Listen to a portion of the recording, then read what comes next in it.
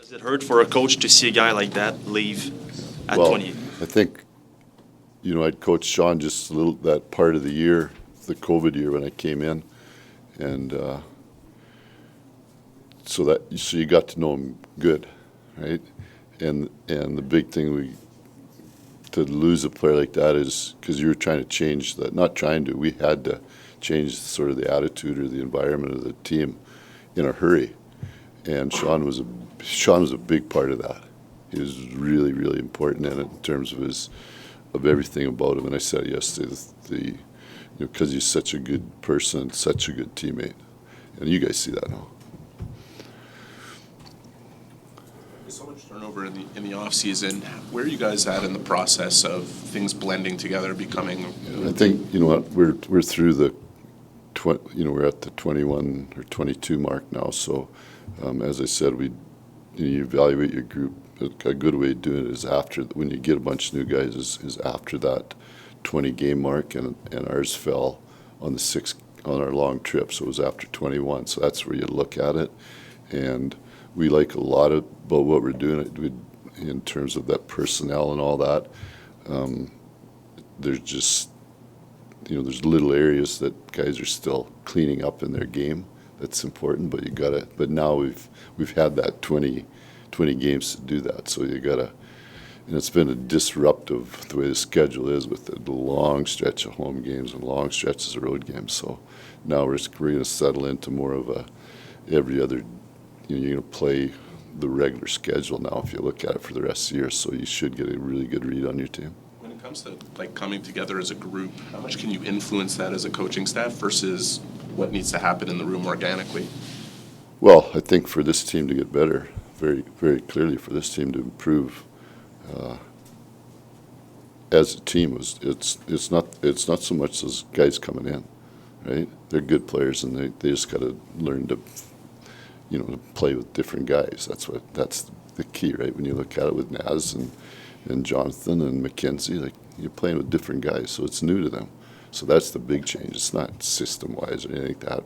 There's not enough of a change in that, but so those guys are going to settle and play their games eventually.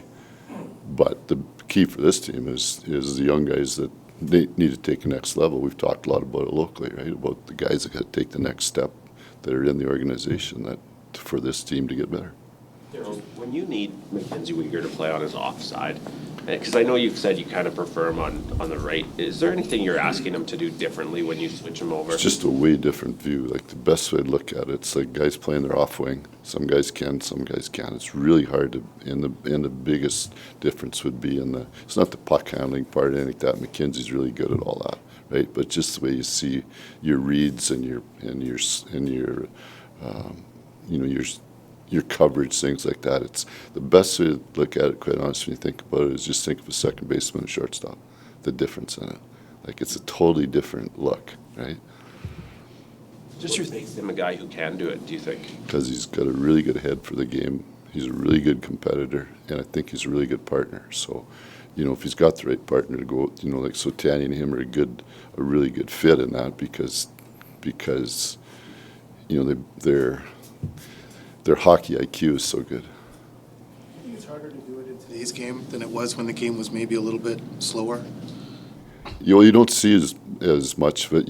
Like where it used to be just strictly lefty righties. It was, and then what changed it was Europeans, guys playing their offsides coming over, right? So then you're moving guys around. I think I was lucky that the two of the guys who could play their offsides is like really, really well were Dion Phaneuf and Brad Stewart, and it was because they could skate, they could make plays, didn't matter, but they could defend really well with that. So, like with McKenzie, it's not very often you see a righty playing left. You see lefties that play right. That's what a lot of the European guys did, right? When you look at the Swedes and the Russians, the lefties, there's always two lefties together. And one of them was playing their offside, so not very often you see that with two righties. Even look at who's probably the best one ever. Was just thinking about it would be Ray Bork, okay? Best, and those guys. And another reason those top guys learn to do that, is when they were in junior or in college, they could basically stay on the ice more, right? So they could just change. They could change. If for example, our bench here, it's the lefty's got farther to come. Well, the lefty would move to the right D, right? So they'd stay on almost twice as long. Those top guys, you look at those kids in junior, they could play almost the whole game because they just go from left to right, just keep going, right? And then they get a little rest and they go again. Gentleman right in the back. Just your thoughts on the improvement the Canadians have been able to make this season, and your thoughts just on Marty St. Louis and the job he's done since taking over as coach. Well, their big line, Suzuki, Caulfield, and Kirby Docker. That's a pretty good line. You know, that'd be a good line for 10 years, 15 years. They're all kids, and what are they at now? 12 and 4. So they're 24, 28 goals. Pretty high scoring line, big difference. Darryl, what's the value of Milan Lucic to your team? What does he bring to Still, you know what? Luch still gives us that seniority in the room and the experience and the winning attitude. Those things.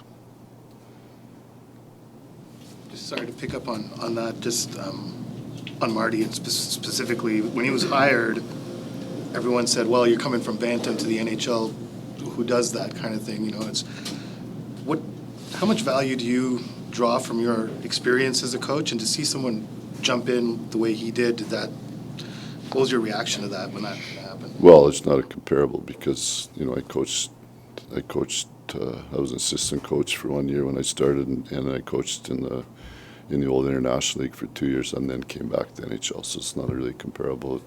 I said last year when we played against, you know, I had a ton of respect for Marty as a player, and probably the biggest reason is because we played each other in the finals, right? And you learn a lot more.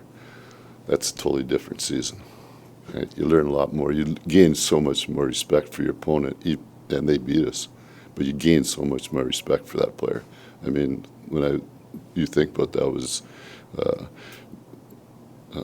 Vinny, Brad Richards, and Marty St. Louis were probably the big three guys for them, I'd say, that team. Well, when I was in LA, I really wanted to get Vinny LeCavier, and we did, right? Because you respect them guys so much. So it's the same with Marty. You know what? Those guys are great competitors, and they're great. He's a great hockey knowledge guy, right? So you could tell that. You could tell when you coached against him. You could tell, no. So good for him.